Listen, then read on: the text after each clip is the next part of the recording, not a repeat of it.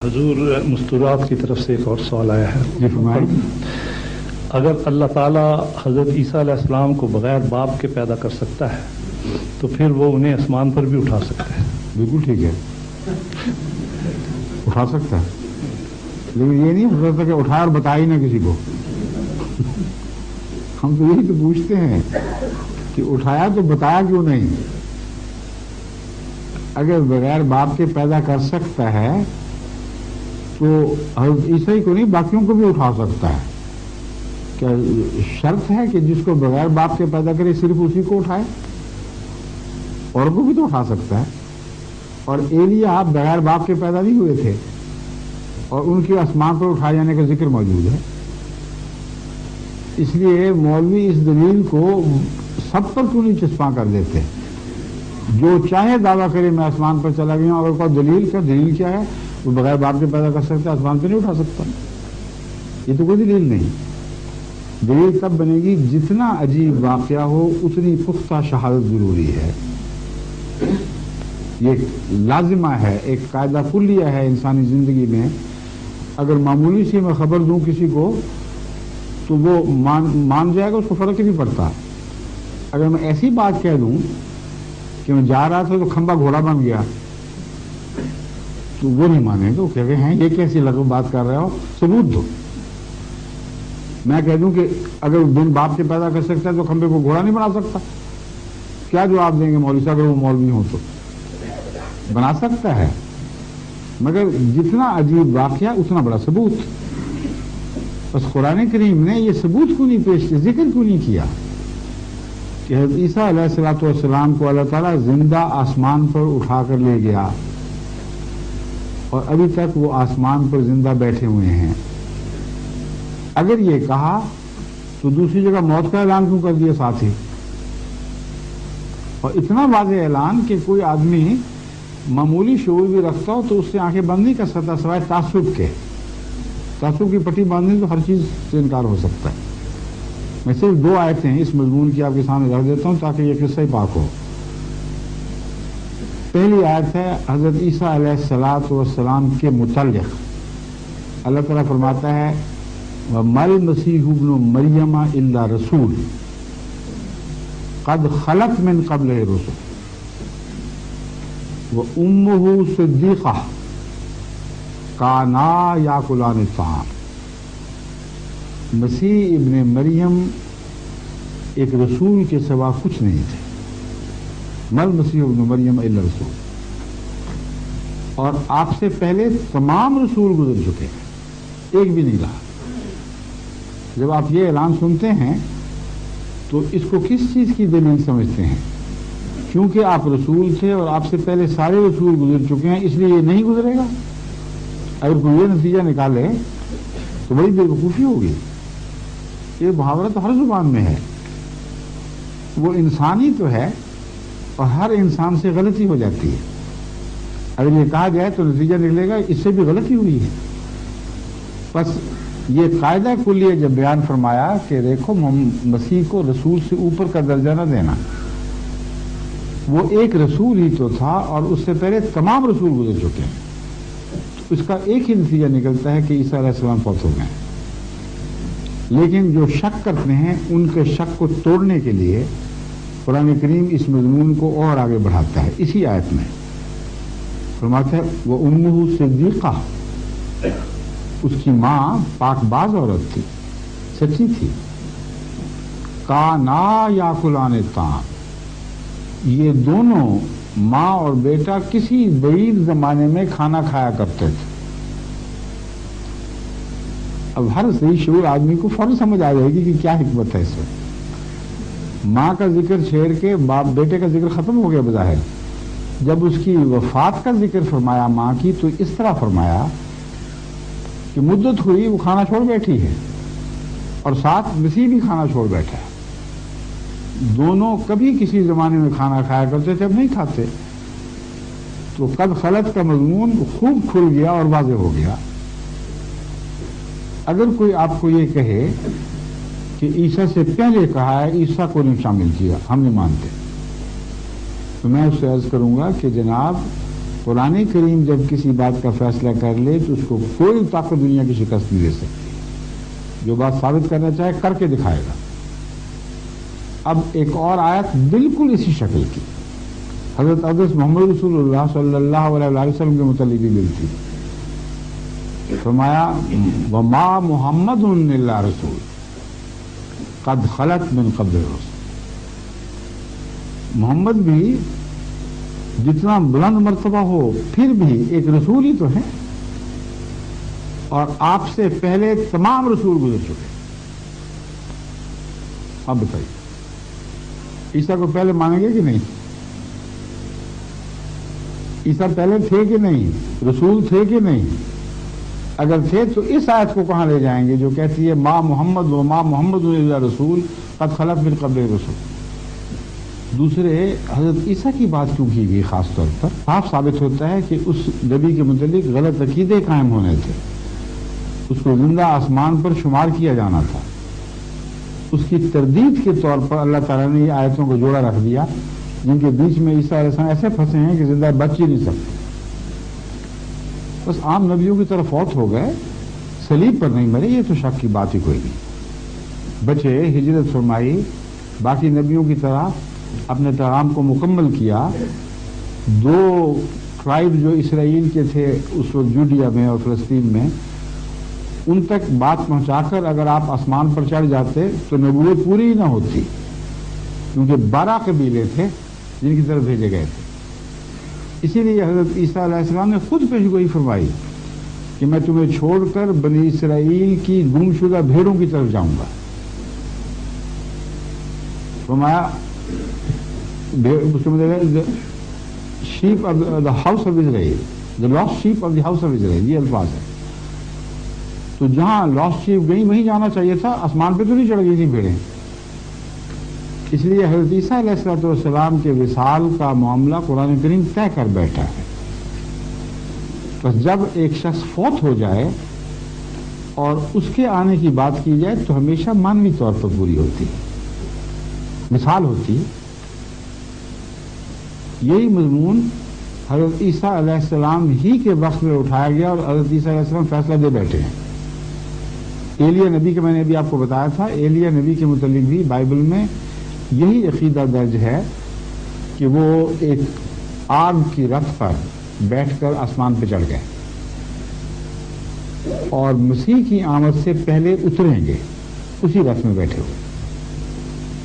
جب مسیح تشریف لے آئے اور کوئی ایلیا نہیں اترا، جس طرح آج مسلمان علماء ہم سے پوچھتے ہیں کہ مسیح کو پہلے اتار کے دکھاؤ پھر ہم مانیں گے مرزا صاحب کی بات، اسی طرح شوخی کی ان کے ساتھ حضرت عیسیٰ کے ساتھ یہود علماء نے.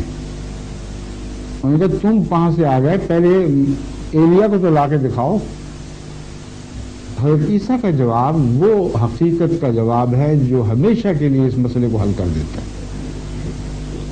حضرت یوحنا بپتسمہ دینے والے کی طرف، یعنی لفظ یوں اشارہ نہیں مگر ان کا ذکر ذہن میں رکھتے ہوئے آپ نے فرمایا یوحنا بپتسمہ دینے والا یہ وہی ایلیا ہے جس نے آسمان سے اترنا تھا. چاہو تو قبول کرو، چاہو تو نہ قبول کرو، تمہارا معاملہ خدا کے ساتھ ہے. بس آسمان سے جب اترتے ہیں لوگ اس طرح اترا کرتے ہیں، زمین سے پیدا ہوتے ہیں، پرانے بزرگوں کی خوبیوں پر، ان کے اخلاق پر یا ان جیسے مسائل لے کر آتے ہیں، ان جیسے مسائل کا حل لے کر آتے ہیں. اگر یہ مشابہتیں ثابت ہوں تو پرانے کو، نئے کو پرانے کا نام دے دیا جاتا ہے، جس طرح یوحنا کو ایلیا کا نام دے دیا گیا. تو یہ ہمارا عقیدہ ہے کہ عیسیٰ علیہ السلام قرآن کی روح سے قطعاً فوت شدہ ثابت ہو چکے ہیں. اس لیے جس نے بھی آنا ہے خوبو پر آنا ہے. یہ بحث نہیں ہے کہ ناممکن ہے اللہ کے لیے. میں نے کب کہا ناممکن ہے؟ اللہ تعالیٰ کے لیے کچھ بھی ناممکن نہیں، مگر یہ ناممکن ہے کہ وہ اپنے قانون قدرت سے ہٹ کر بات کرے اور اس کا کوئی ذکر بھی نہ کرے. یہ تو ہو ہی نہیں سکتا. اس کے برعکس ثابت کر دے. ایک طرف کہے میں نے عیسیٰ کو زندہ آسمان پہ اٹھا لیا، دوسرا طرف کہے کہ وہ مر چکا ہے باقی نبیوں کی طرح. یہ کیسے ہو سکتا ہے کہ کلام الہی میں تضاد ہو؟ یہ اس سے زیادہ ناممکن ہے جو یہ ناممکن کی بات کر رہے ہیں. अच्छा, अब आपके प्रोग्राम के मुताबिक यहाँ आपने बैतों का जिक्र किया है, किसी साहब ने खुद ख्वाहिश जाहिर फरमाई है या आप ऐलान करना चाहते हैं? यानी यहाँ आने से पहले फैसला कर चुके थे? ठीक है, तो अब ये उठाइए मेज़, यहीं बैठ के अभी बैठ ले लेते हैं, फिर चंद मिनट का वक्फा दें, फिर नमाज हो जाएगी बाजमात। खाना इसके बाद है, नमाज के बाद? ठीक है। अस्सलाम वालेकुम।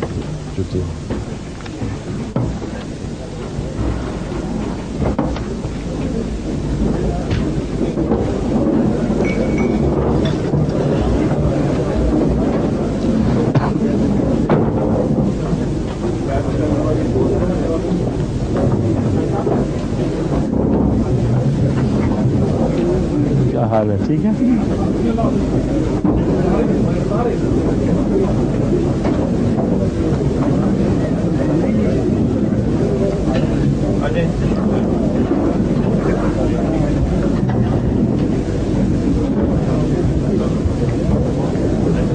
अस्सलाम वालेकुम। क्या हाल है? ठीक है, माशाअल्लाह। आपने फैसला कर लिया? अल्हम्दुलिल्लाह, अल्लाह आपको मज़ीद शरफ़ अता फरमाए। बहुत सही फैसला फरमाया।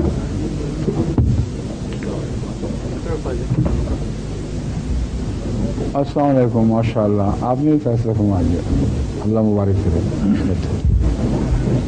अब करीब आ जाएं, वो यही है ना? आइए आगे तशरीफ लें ज़रा। यहाँ बैत का तरीक़ ये है जो कुरान करीम में दर्ज है कि रसूलुल्लाह सल्लल्लाहु अलैहि वसल्लम अपना हाथ ऊपर रखा करते थे और बाकी सब हाथ आपके साथ टच करते थे। जो नहीं कर सकते थे वो एक दूसरे के कंधों पर हाथ लगा देते थे ताकि जिस्मानी राब्ता भी कायम हो जाए। इसलिए ज़रूरी नहीं कि हर हाथ मस कर जाए, और अगर यूँ पकड़ लें तो नीचे भी हो जाता है और साथ तस्बीह करें, उसका भी हर्ज नहीं है, समझे? तो अब मेरे हाथ को अब ले लें हाथ में, मैं बैत के अल्फाज दोहराऊँगा और आगे हो जाएंगे ताकि आपको बोझ न पड़े। इस पोजीशन पे थक जाएंगे आप। अशहदु अल्ला इलाहा इल्लल्लाह वहदहु ला शरीक लहु व अशहदु अन्ना मुहम्मदन अब्दुहु व रसूलुहु। अशहदु अल्ला इलाहा इल्लल्लाह वहदहु ला शरीक लहु व अशहदु अन्ना मुहम्मदन अब्दुहु व रसूलुहु। आज मैं ताहिर के हाथ पर बैत करके जमात अहमदिया मुस्लिमा में दाखिल होता हूँ। मेरा पुख्ता और कामिल ईमान है कि हज़रत अक़दस मोहम्मद रसूलुल्लाह सल्लल्लाहु अलैहि वसल्लम खातमुन नबिय्यीन हैं। मैं हज़रत मिर्ज़ा ग़ुलाम अहमद क़ादियानी अलैहिस्सलाम को वही इमाम महदी और मसीह मऊद तस्लीम करता हूँ जिसकी खुशखबरी हज़रत अक़दस मोहम्मद रसूलुल्लाह सल्लल्लाहु अलैहि वसल्लम ने अता फरमाई थी। मैं वादा करता हूँ कि मसीह मऊद अलैहिस्सलाम की मुकर्रर करदा 10 शराइत बैत का पाबंद रहने की कोशिश करूँगा। दीन को दुनिया पर मुकद्दम रखूँगा। खिलाफत अहमदिया के साथ हमेशा वफा का ताल्लुक़ रखूँगा और बहैसियत खलीफतुल मसीह आपकी तमाम मारूफ हदायत पर अमल करने की कोशिश करूँगा। अस्तगफिरुल्लाह रब्बी मिन कुल्ल ज़ंबिन व अतूबु इलैह अस्तगफिरुल्लाह रब्बी मिन कुल्ल ज़ंबिन व अतूबु इलैह अस्तगफिरुल्लाह रब्बी मिन कुल्ल ज़ंबिन व अतूबु इलैह रब्बी इन्नी ज़लमतु नफ्सी व अतरफ़्तु बिज़ंबी फ़ग़फ़िर ली ज़ुनूबी फ़इन्नहु ला यग़फ़िरु ज़ुनूबा इल्ला अंता। ऐ मेरे रब, मैंने अपनी जान पर जुल्म किया और मैं अपने गुनाहों का इकरार करता हूँ। तू मेरे गुनाह बख्श, तू मेरे गुनाह बख्श, तू मेरे गुनाह बख्श। तेरे सिवा कोई बख्शने वाला नहीं। आमीन। आइए दुआ में शामिल हो।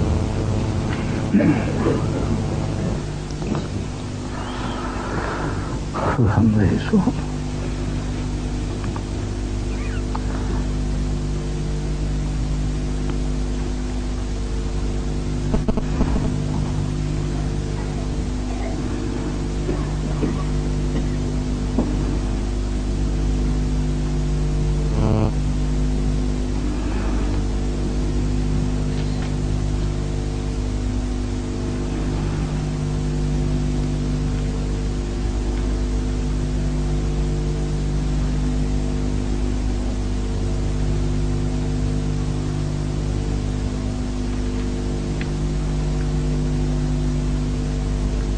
आमीन।